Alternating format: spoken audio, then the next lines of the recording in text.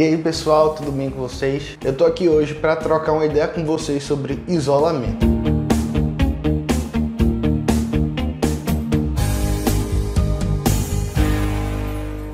Essa palavra tá muito na moda. Você vai ligar a TV, você com certeza vai achar algum programa de TV que vai estar falando sobre isolamento.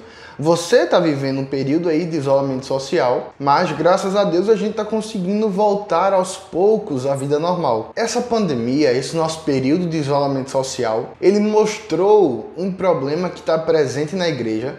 É um problema sério, mas ele também é um problema muito antigo. E esse problema é o problema do isolamento cristão. Mas tá, o que é isso? O isolamento cristão acontece quando uma pessoa que é parte do corpo de Cristo começa a querer viver sua vida independente do corpo de Cristo. Tá, mas o que é que isso tem de errado? Como cristãos, nós não somos chamados para vivermos separados do corpo de Cristo.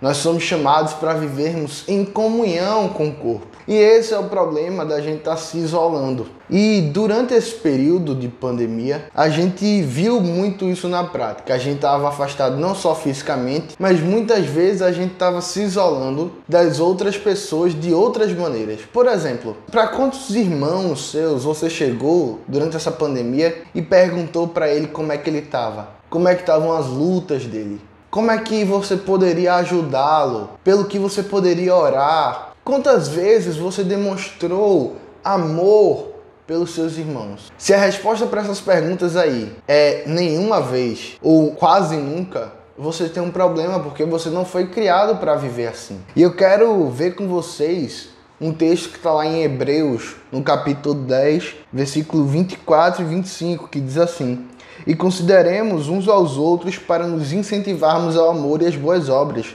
Não deixemos de reunir-nos como igreja, segundo o costume de alguns, mas procuremos encorajar-nos uns aos outros, ainda mais quando vocês veem que se aproxima o dia." O autor aos Hebreus aqui, ele está fazendo um apelo à perseverança na fé. E ele vai falar de várias coisas, vai falar de apostasia, vai falar de falso ensino. E aqui ele começa a falar sobre a necessidade da comunhão com o corpo. E é interessante que aqui no versículo 24 e 25 a gente vê uma ordem de que a gente não deve se deixar de se reunir como igreja. Mas a gente vê outra ordem que se repete duas vezes no versículo. E a ordem é: nós devemos incentivar uns aos outros ao amor e às boas obras e encorajar-nos uns aos outros. E a minha pergunta para você é: quantas vezes você tem feito isso? Qual foi a última vez que você encorajou um dos seus irmãos? Qual foi a última vez que você demonstrou amor pelos seus irmãos? O problema de se isolar sendo cristão é porque você não foi feito para isso. Esse é o primeiro motivo. O cristão foi criado para viver no corpo. Quando você aceita Cristo, você recebe o Espírito Santo.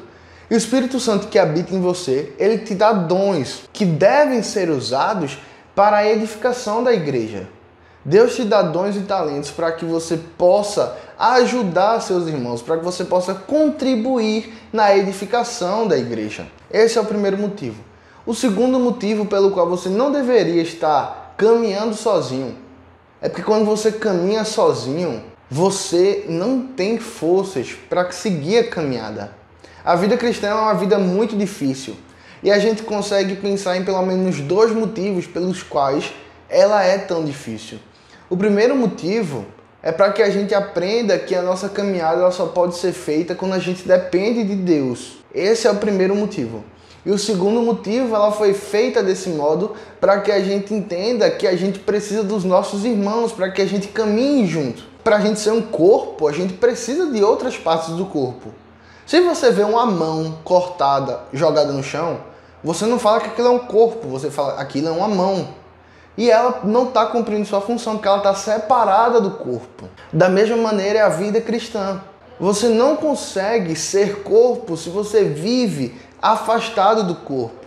Você não consegue viver a vida da igreja se você vive afastado da igreja.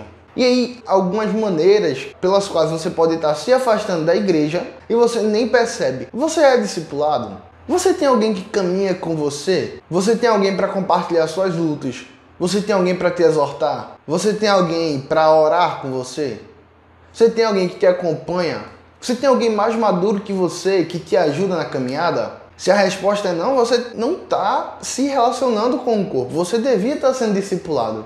Você devia estar caminhando com alguém. E tá bom, se você não é discipulado, mas você acha que isso não tem problema, quando foi a última vez que você serviu na igreja? Você serve em alguma coisa na igreja? Você se dispõe a usar os dons que Deus te deu para edificar a igreja? Se não, isso também é um problema. Você se relaciona de maneira pessoal com os outros irmãos da igreja? Quantos irmãos você já procurou para perguntar: ei, como é que estão as suas lutas? Como é que está a sua vida? Como é que eu posso lhe servir? Como eu posso lhe ajudar? Quem é que te influencia? Com quem você caminha? Tudo isso faz parte de ser igreja. O que a gente aprende é que você não consegue ser cristão fora do corpo de Cristo. Paulo fala lá em Efésios que ele apresenta um mistério para a gente, que é Cristo e a igreja.